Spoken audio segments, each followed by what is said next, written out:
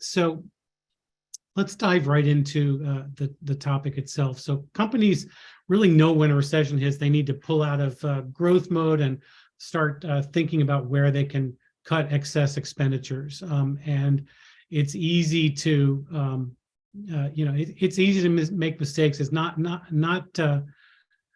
unusual to be unclear about where to start. So the top two budget line items, staff and infrastructure, are usually the first things that we look at. And there's a justifiable fear of cutting cloud infrastructure because you'll have the risk of undermining your product or service performance. And one of the main takeaways from today's conversation is that it doesn't have to be this way.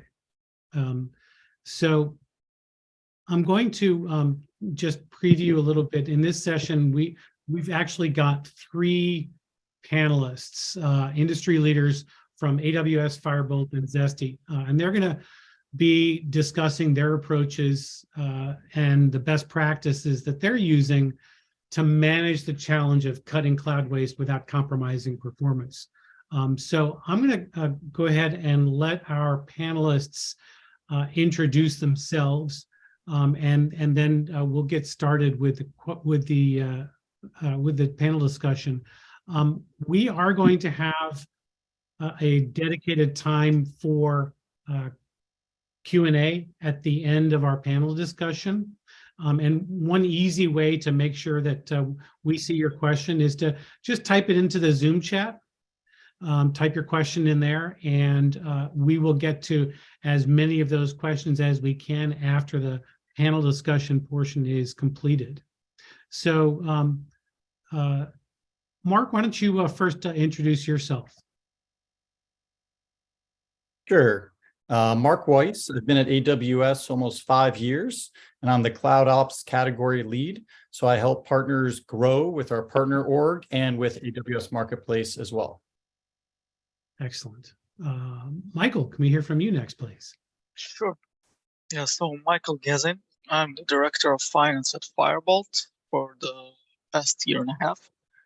I've been in finance for over 10 years in various industries, from banking to cyber.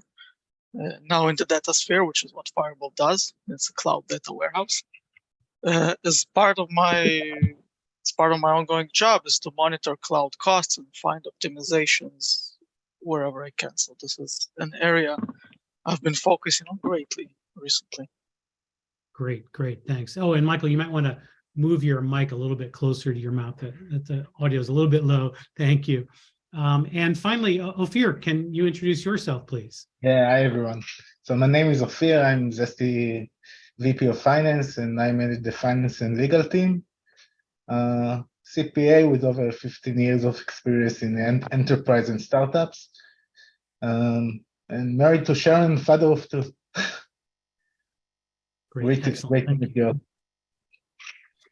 Perfect. So I'm going to ask our panelists some questions, and we'll just kind of go through this. And at the end of this, as I said, we'll have time for Q&A. And don't forget to put any questions that occur to you into the Zoom chat. So first of all, Mark, let me direct a question at you.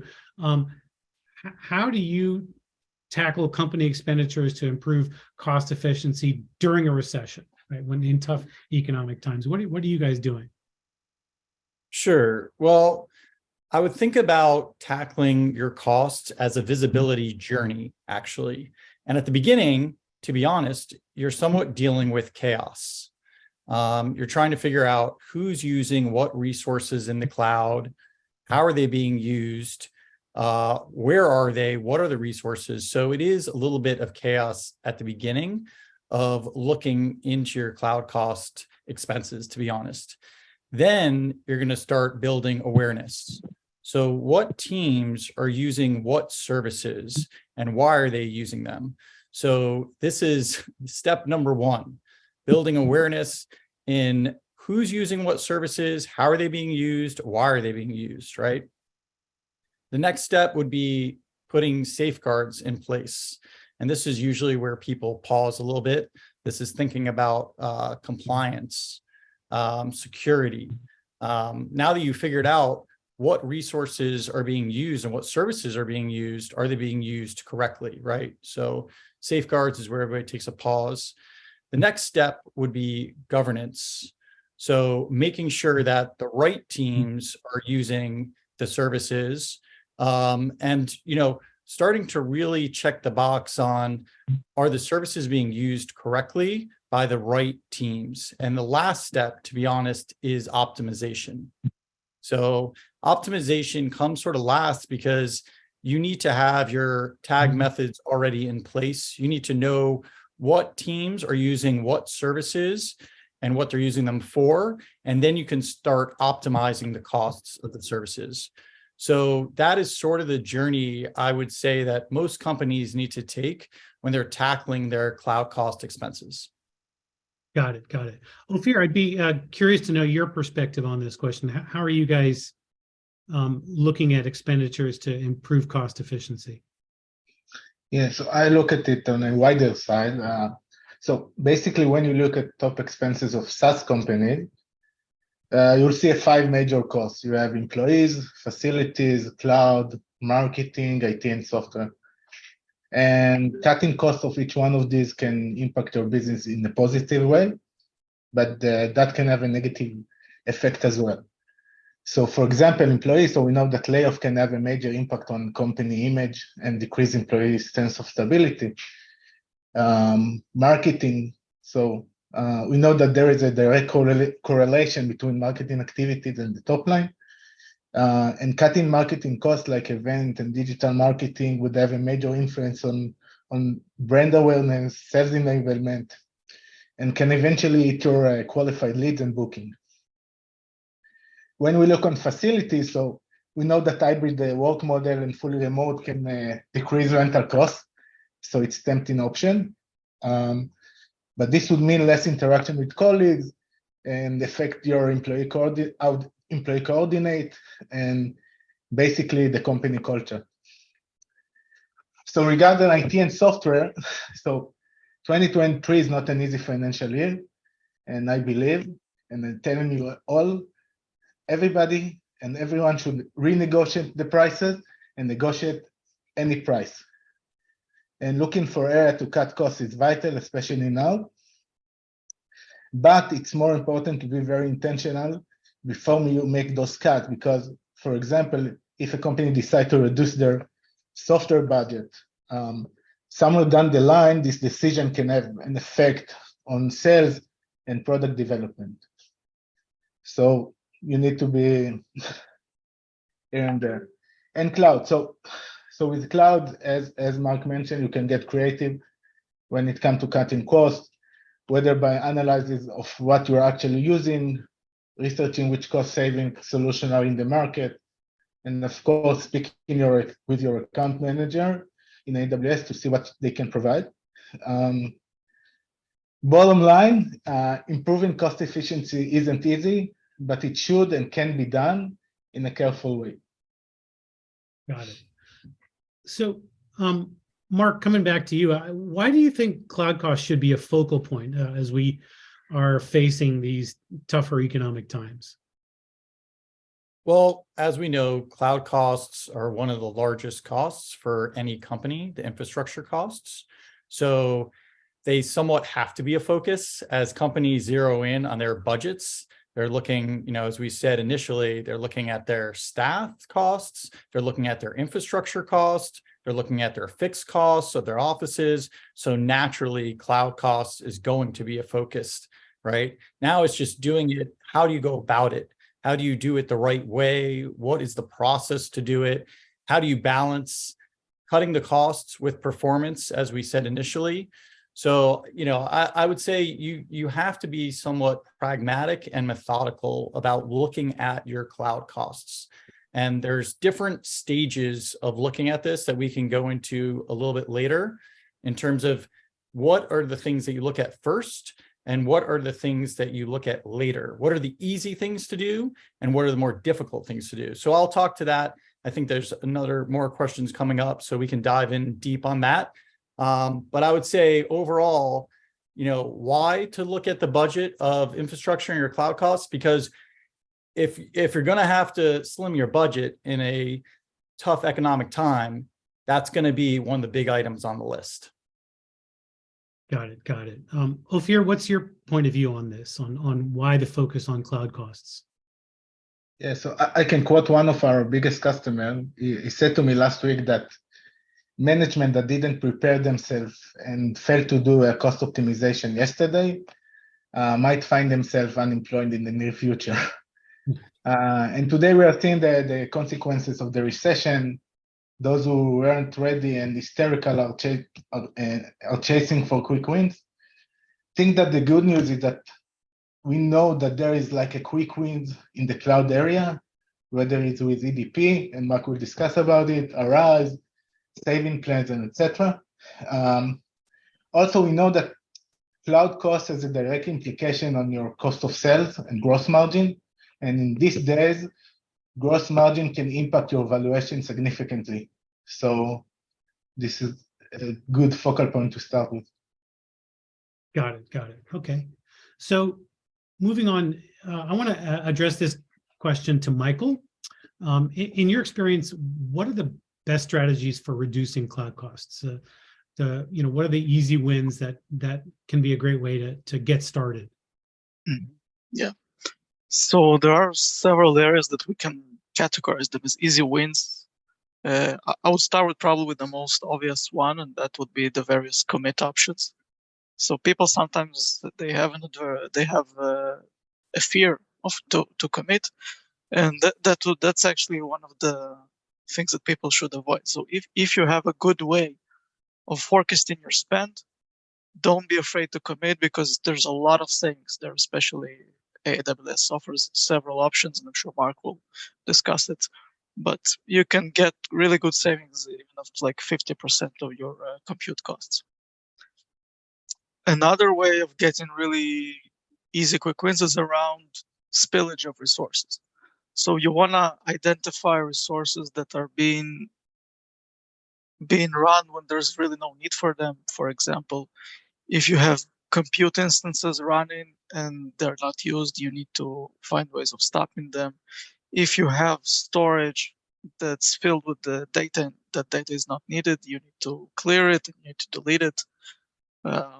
When we're talking about compute, if the workload is possible, you can utilize spot instances, which provide really good savings. And another way, obviously, you need to look at all the counts. Like if you have all the counts in your AWS infrastructure that you don't use, delete them. Just in general, look at your unused resources and remove them. That's the easiest, the quickest win that I can think of. Got it. Got it. So, Mark, same question for you. What are those easy wins that represent the best way to get started for reducing cloud costs? Sure. So we think about it in 4 buckets. So the first bucket would be discounts. That's the easiest. So that would be savings plans. That would be what we call the Enterprise Discount Program, or EDP. And that's basically when a company decides that they want to do a commitment over, let's say, 1 to 3 years. And therefore, a longer commitment will have a lower fee for the duration of the agreement, right? So anything where you can just sort of put out the commitment a little bit longer and reduce the cost over the years. So that's the Enterprise Discount Program, or anything where you can just get savings immediately, right? These savings programs. So discounts overall, that's number 1, easiest. Then, as Michael said, the second one would be deleting. So delete services or areas that you're not using, right? If you have static IP addresses that aren't being used, get rid of them. If there's services that just they're running in the background, but for some reason, maybe one of your engineering teams was doing an experiment and they start to test some services, but they didn't turn them off, or even looking at what's production and what's non-production. So, and, you know, making sure the lights are off at night, basically, you know, you don't want things running that are non-production all the time. So you have to do your due diligence on this, right? Then the next step, the third one would be right sizing, right? Right sizing the instances. And this is where you can do it yourself, or you can use partners to do this as well, right? This is where things start to get tricky, but you need to right size your instances. And that's the beauty of the cloud. That's the elasticity of the cloud, right?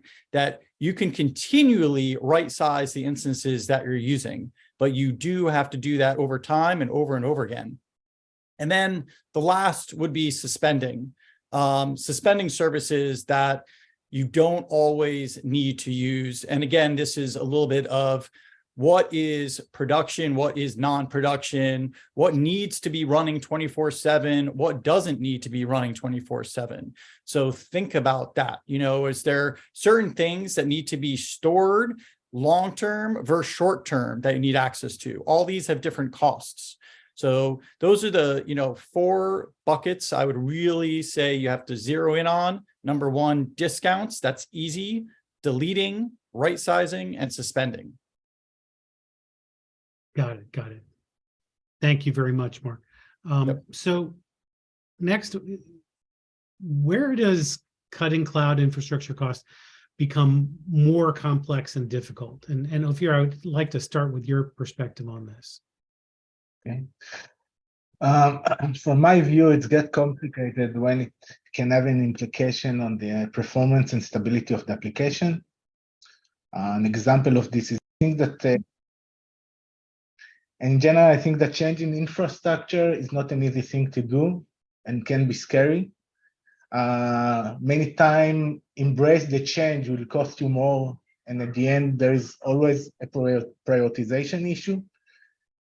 And the complex question is, am I going to invest on changing infrastructure and cutting costs versus working on a new feature product and get more revenue in the future? And to summarize this, I believe that the best approach is to embed the cost awareness at an early stage and invest time in companies' education. And we call it FinOps culture within the company. Got it. Mark, same question to you again. Where does this become more complex and difficult? Yeah, I mean, I would say of the 4 buckets I mentioned, I would say the right sizing is probably where things become a bit complicated. And that's where we see customers leveraging partners like the Zestys of the world and others to help them figure out how to right size the instances. Or, you know, you can do it yourself, of course, if you have a team that, you know, is proficient at understanding what is being used in those instances and how to right size them. But I just think that's where, when you start pulling levers a little bit, basically, and you are starting to look at, you know, how is performance going to be affected versus cost, and you're starting to tweak little things here and there, that's where it gets more complicated. It's very easy to, you know, do savings plans, right? That's a business agreement. And it's pretty easy to delete things because quickly you can figure out, oh, we're not using X, Y, and Z, right? And even suspending is pretty easy if you start identifying production and non-production. But then when you start getting into right sizing the instances, you need to have more expertise or a partner that can help you as well. Got it. Got it. Okay, thank you.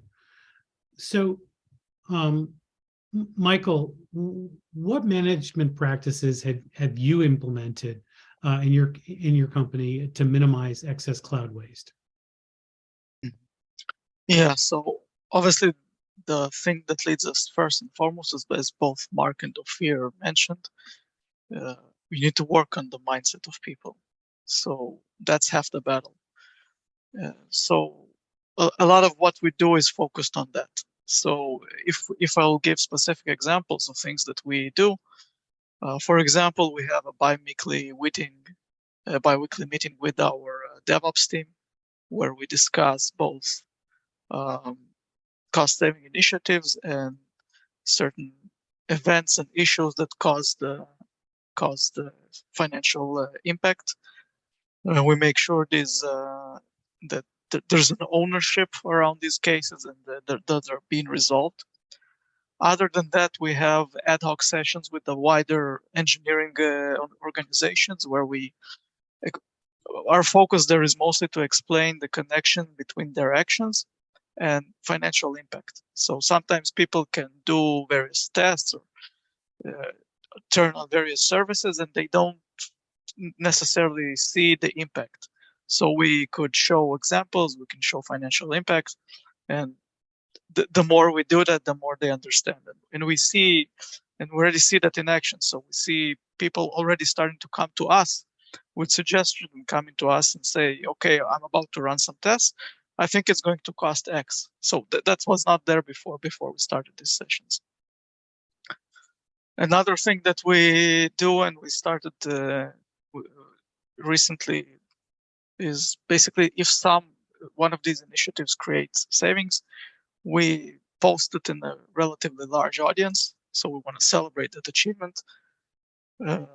Even though there was an interesting initiative recently that hasn't happened yet, but we call it the beer contest. So if someone does any sort of savings, and he will get 10% of that worth in beer. So that's just a little creative way of motivating people. Another thing that are more tactical in manner is those alerts, automatic alerts that pop up. For example, if an engine is running, if a computer instance is running more than 24 hours, and then people can look at it and understand if it's needed. We have an automated cleanup of storage, of S3 storage in place. We have an auto stop feature for compute instances. So for example, after, let's say 24 hours, the instance will automatically be shut down. We also have anomaly detector, which is an AWS feature, but we use that. So if there's any sort of spike in costs or a specific service, we investigate that. And then at the end of the month, we look at the entire cloud costs holistically and check the various spikes and the various changes. And even if there's no spike, I mean, if we see a service that seems large and it hasn't changed for a while, we'll ask the questions, maybe we can reduce the cost here. I'd say that those are the main things that we do. Got it. So, well, thank you. It's a really good detailed perspective of how things are working at Firebolt. So thank you for that. So Ophir, let me ask you this. So we've talked about the discount offerings that cloud providers offer to offset the cost of running instances. What percentage of your workloads should you cover with discount programs like savings plans and reserved instances? Okay, so normally you have to define your risk strategy. It can be aggressive saving and expecting a wasted spend versus being conservative and expecting a large uncovered amount of instances. From my experience and what I have seen, mature enterprise cover around 75 to 90%, while developing companies or growing companies are at around 30 to 50%. General companies in the development phase are focused on building their product, while mature companies are focusing on efficiency and cutting costs. On a side note, I think that companies should not forget to cover themselves completely, not just EC2, also RDS, S3, and DBS. That's it from my side. Got it. Thank you, Ophir. So, Mark, how do you see AWS partners and customers leveraging the AWS marketplace to grow their business these days? Sure. So just to start with, the AWS marketplace is a B2B marketplace. If you think about Amazon.com, that is a B2C marketplace where businesses are selling to customers. So with AWS Marketplace, it's businesses selling software and other services to other businesses. It's been around now a little bit over 10 years. I think we're coming up probably on our 11th in April. So it's a large, mature marketplace with over 12,000 transactable listings, 2,000 plus ISVs in it, 250 plus data providers, 2 million plus active subscriptions deployed in 25 regions and 65 plus categories with 325,000 plus active subscribers. So this is a very large marketplace. So the way that we're seeing customers and partners take advantage of this, from a customer perspective, it's easier for them, for AWS customers, to find partners through the marketplace that they know have been vetted by AWS, and then to procure the software through the marketplace. We've made it very simple for them to do procurement, and we also have a standardized agreement. So if, for a customer of AWS, it's a trust marketplace, I would say, a very trusted marketplace where they can go find what they need, download it, right? They know that those services are also built on AWS and vetted by us, right?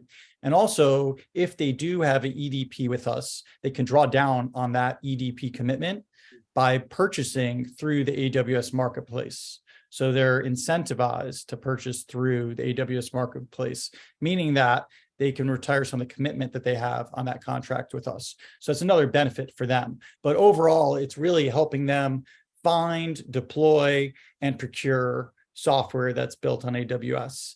For the partner, it's a very efficient way to get to AWS customers, basically. And what we're seeing a lot of partners do is do something called a SaaS-free trial.